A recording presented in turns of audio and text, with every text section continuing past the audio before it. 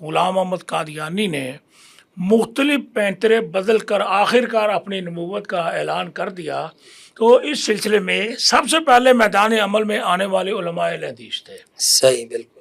اور سب سے پہلے مرزائیوں کے بارے میں غیر مسلم ہونے کا جو فتویٰ ہے وہ ہمارے بزرگ مولانا محمد حسین بٹالوی رحمۃ اللہ علیہ نے جاری کیا. انہوں نے ایک فتویٰ لکھا، سید نذیر حسین محدث دہلوی شیخ الکل فی الکل کی خدمت میں وہ پیش ہوئے. انہوں نے اس فتوے کی توثیق کی. پھر وہ فتویٰ علماء دیوبند، بریلوی علماء، شیعہ علماء، ان سب کے پاس گیا اور ان سب علماء کرام نے اس کی تائید کی اور اس فتوے کو انہوں نے درست قرار دیا. یہ پہلی کاوش ہے جو مرزائیت کے خلاف ہوئی ہے اتفاقی طور پر. اور تقریباً 200 علماء تھے، 200 سے زیادہ علماء 200 علماء بھی تھے اور اسی طرح سجادہ نشین بھی تھے. وہ سارے مل کر جو ہے انہوں نے اتفاقی طور پر. اور اس کے بعد اس میں سب سے زیادہ کردار ادا کرنے والے شیر پنجاب فاتح قادیہ مولانا ثناء اللہ نصری رحمۃ اللہ علیہ، جنہوں نے تحریر کے میدان میں، تقریر کے میدان میں، صحافت کے میدان میں، حتیٰ کہ مناظرے کے میدان میں، یہاں تک انتہائی ہوئی کہ مرزا غلام احمد قادیانی نے چیلنج کیا کہ اگر ثناء اللہ اپنے آپ کو درست سمجھتا ہے تو میرے پاس قادیاں آئے. وہ اس کا خیال یہ تھا کہ یہ وہاں نہیں پہنچے، لیکن مولانا ثناء اللہ امرتسری رحمۃ اللہ علیہ، اللہ تعالیٰ پر اپنی کروڑا رحمت نازل فرمائے، وہ لمبا سفر کر کے وہاں پہنچے اور وہاں جا کر انہوں نے ان کو للکارا میں آ گیا ہوں اور آؤ میرے مقابلے میں. لیکن مرزا غلام احمد قادیانی چیلنج کرنے کے باوجود مولانا کے مقابلے کے لیے میدان میں نہ آ سکا.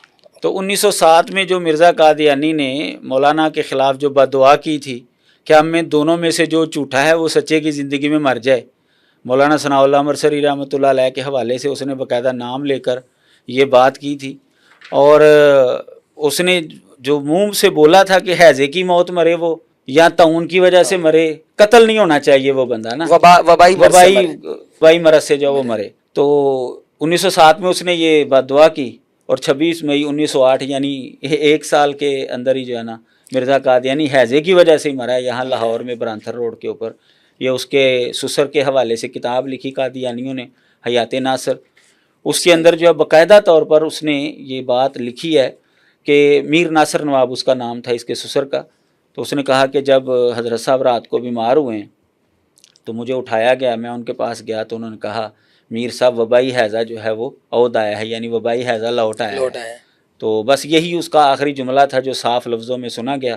پھر اگلی صبح جو ہے مرزا قادیانی جو ہے وہ اس دنیا سے چلا گیا اور اپنے انجام کو جو ہے وہ پہنچ گیا. تو یہ علماء اہل حدیث کا کردار الحمدللہ، انہوں نے تحریری اعتبار سے بھی اور اسی طرح تقریری اعتبار سے بھی، مناظرے کے اعتبار سے آپ حیران ہوں گے کہ مرزا قادیانی نے پوری زندگی میں کل 5 مناظرے کیے ہیں. اچھا. ان میں سے 2 مناظرے اس نے غیر مسلموں سے کیے ہیں، ایک ہندوؤں سے کیا ہے اور ایک عیسائی پادری عبداللہ اتھم سے کیا ہے. 3 مناظرے جو اس نے کیے ہیں نا وہ مسلمانوں سے کیے ہیں، اور تینوں کے تینوں جو مسلمان علماء تھے وہ اہل حدیث تھے. مولانا محمد حسین بٹالوی رحمۃ اللہ علیہ سے مناظرہ کیا اس نے، مولانا، اور وہ تو ظاہر ہے اہل حدیثوں کے سرخیل تھے اس زمانے کے. اسی طرح جو ہے مولانا بشیر احمد سہسوانی رحمۃ اللہ علیہ سے مناظرہ کیا، اور یہ نواب صدیق الحسن خان رحمۃ اللہ علیہ کے ادارے میں جو ہے یہ ہوتے تھے، اور سید صاحب کے یہ شاگرد تھے اور بڑے جید علماء میں شمار ہوتے تھے. اور مزے کی بات یہ ہے کہ مولانا بشیر صاحب سے جو مناظرہ کیا مرزا قادیانی نے دلی کے اندر، یہ حیات عیسیٰ کے حوالے سے تھا. یہ ان کا من پسند موضوع ہوتا ہے قادیانیوں کا. اور 5 تحریریں طے تھیں، 5 ادھر سے تحریریں آئیں گی، 5 ادھر سے آئیں گی. تو جب مولانا کی تیسری تحریر آئی تو چوتھی تحریر سے پہلے مرزا قادیانی بھاگ گیا تھا. اس نے کہا جی نہیں، میرا سسر بیمار ہو گیا، میں جا رہا ہوں. حالانکہ اس کے بعد 2 مناظرے اور طے تھے. پھر اس کے بعد جو تیسرا مناظرہ اس نے کیا ہے مسلمان علماء میں سے مولانا عبدالحکیم کلا نوری رحمہ اللہ، یہ لاہور کے اندر چمڑا منڈی میں یہ مناظرہ ہوا تھا. یہ بھی سید نذیر حسین محدث دہلوی رحمۃ اللہ علیہ کے شاگرد ہیں. تو آپ دیکھیں کہ ہر میدان کے اندر آپ کو جو ہے نا قادیانیوں کے خلاف اللہ کی توفیق سے اہل حدیث جو ہے نا وہ نمایاں حیثیت میں جو ہے آپ کو نظر آئیں گے.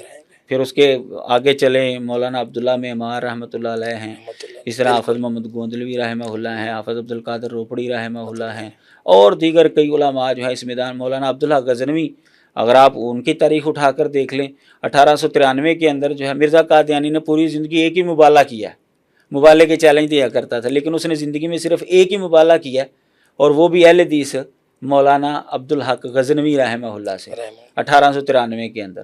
اور اس کا نتیجہ کیا نکلا؟ مولانا جو ہیں وہ مرزا قادیانی کے بعد جا کر فوت ہوئے. مرزا قادیانی جو ہے وہ 1908 کے اندر فوت ہو گیا، مولانا کی زندگی کے اندر مر گیا مرزا قادیانی. اور یہ مرزائیوں کا اصول ہے، جب مبالغہ ہو جائے تو جو پہلے مر جاتا ہے نا تو وہ جھوٹا ہوتا ہے. تو اب مرزا قادیانی جو ہے وہ پہلے مر گیا ہے اور مولانا جو ہے وہ 1917 کے اندر جا کر جو ہے وہ وفات پائی ہے انہوں نے. تو آپ دیکھ لیں ہر میدان کے اندر آپ کو علماء اہل حدیث الحمدللہ نمایاں نظر آئیں.